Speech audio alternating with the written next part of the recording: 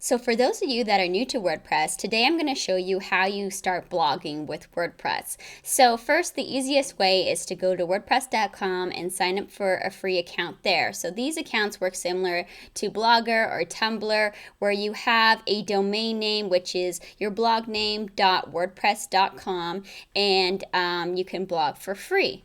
So there are some limitations to what you get for free with WordPress.com. One of the biggest ones is using their domain name. If you want to use your own domain name, say you're a fashion blogger and you really like vintage clothing and you want vintagerevivals.com as your blog URL, then you will have to start paying $129 per year to use your own domain. And it also gives you a bit more space and no ads and other options here.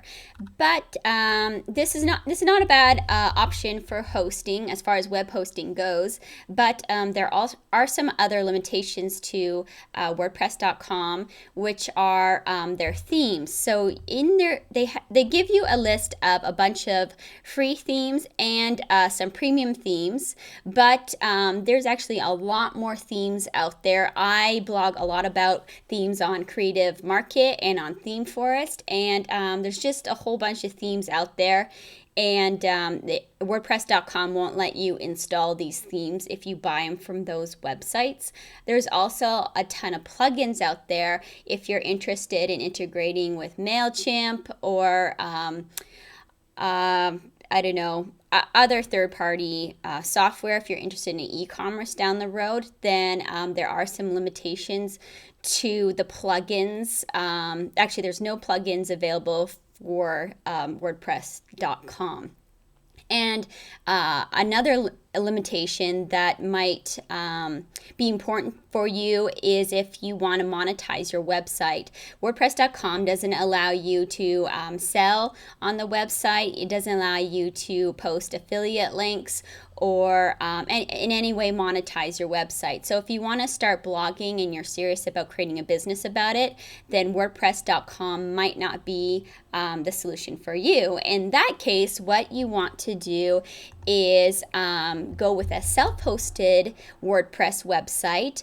And you may have heard people talk about the difference between .com and .org.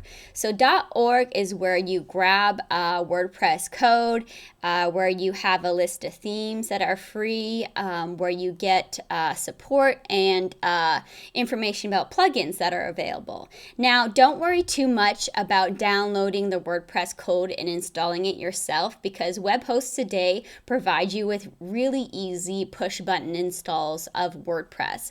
So one host that I would recommend is SiteGround. So SiteGround is they offer shared hosting plans, meaning that other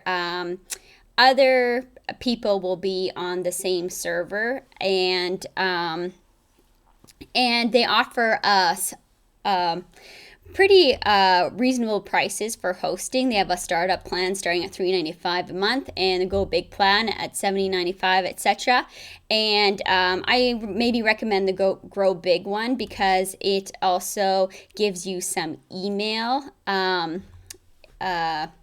accounts. And also, I should mention about all these plans that they also offer you a domain name. So some alternatives are also Bluehost and HostGator, but I recommend SiteGround. So, and I'll show you really quick once you log into SiteGround. So this is what your login looks like, and you'll go to a cPanel that looks like this.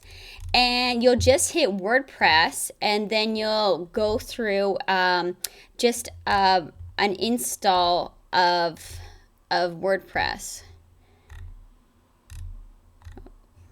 Here you go.